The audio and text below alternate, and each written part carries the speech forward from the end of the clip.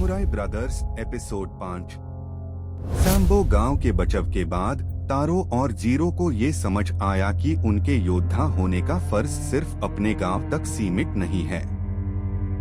दोनों भाई नए सफर पर निकलने के लिए तैयार हो गए। गांव के प्रमुख ने उन दोनों को आशीर्वाद दिया और कहा, तुम्हारा ये सफर तुम्हें नए शिखरों तक ले जाएगा, लेकिन याद रखना तुम्हारे दिल में हमेशा अपने गांव के लिए जगह होनी चाहिए। तारो और जीरो अपने नए सफर पर चल पड़े।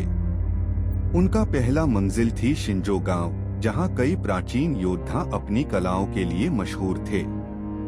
शिंजो गांव पहुंचने के बाद दोनों भाइयों ने देखा कि ये गांव बिल्कुल अलग था। यहाँ के योद्धा ध्यान और युद्ध कला दोनों का सम्मेलन करते थे। गांव के मुख्य योद्धा सेंजी जेंजो ने उनका स्वागत किया। उन्होंने कहा, यहाँ सिर्फ ताकत से नहीं, मानसिक शक्ति से भी युद्ध जीता जाता है। सेंजी जेंजो ने उन्हें अपने आश्रम में शिक्षा लेने का आमंत्रण दिया। तारो और जीरो ने इस अवसर को स्वीकार कर लिया और नए ज्ञान के लिए तैयार हो गए। पहले दिन ही उन्होंने सीखा कि योद्धा सिर्फ तलवार चलाने वाला नहीं होता, बल्कि अपने मन को भी काबू में रखना होता है। सेंजी जेंजो ने उनको ध्यान की शक्ति से परिचित कराया।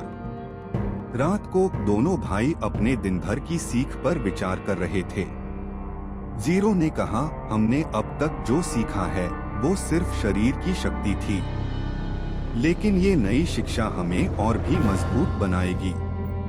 तारो और जीरो के लिए ये नई शिक्षा एक नए योद्धा के रूप में उन्हें गढ़ रही थी, लेकिन अभी उनके सफर में कई और चुनौतियां बाकी थी।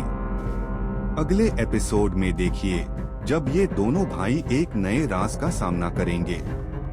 अगला एपिसोड देखने के लिए चैनल को अभी सब्सक्राइब करें और बेल आइकन को ऑल पर सेट कर दें।